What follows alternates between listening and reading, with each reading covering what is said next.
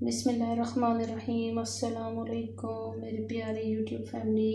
जी friends, मैं हूँ आपके साथ उम्मे हानिया गॉसिप्स में। तो मैं आज आपके लिए लाई हूँ तुख्म मलंगा और गुलकतीरा का शरबत बनाने का तरीका। ये तुख्म मलंगा है, इसमें से कंकर पत्थर साफ़ कर लें, तो इसको भिगो दें। ठीक है, इस पानी में रात को मिट्टी के बर्तन में डाल के भिगो देना।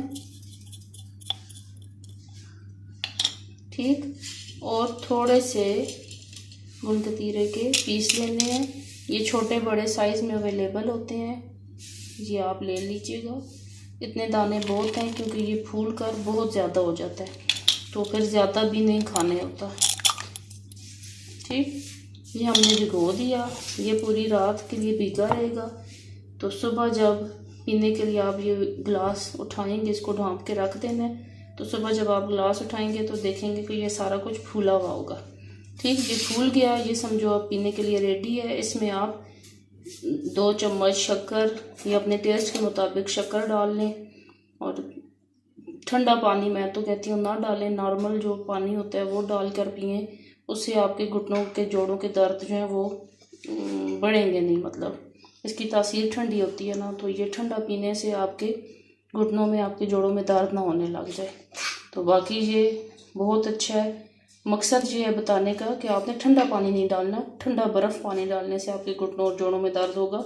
नॉर्मल पानी, रूम टेम्परेचर के पानी पे अगर आप ये डालकर पिएंगे तो उससे आपके घुटनों जोड़ों के दर्द ठीक होंगे। आपके मैदे की गर्मी, जिगर की गर्मी, आपके जिस्म की गर्मी वो ठीक होगी, वो दूर होगी।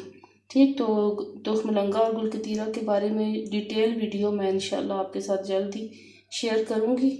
तो लाइक कीजिए मेरी वीडियो को, सब्सक्राइब कीजिए मेरे चैनल को, ताकि आने वाली नई नई वीडियो आपको मिलती रहे। और बेल आइकन को लाजमी प्रेस कीजिएगा। Thank you.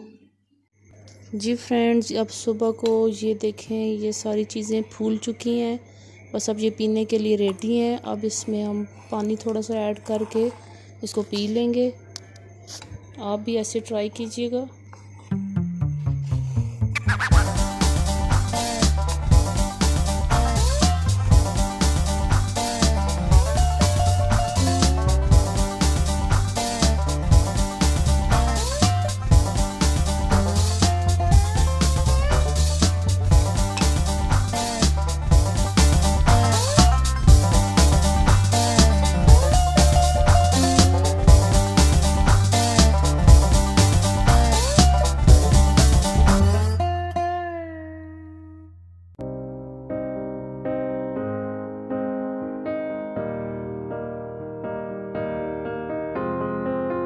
I will run, I will climb, I will soar.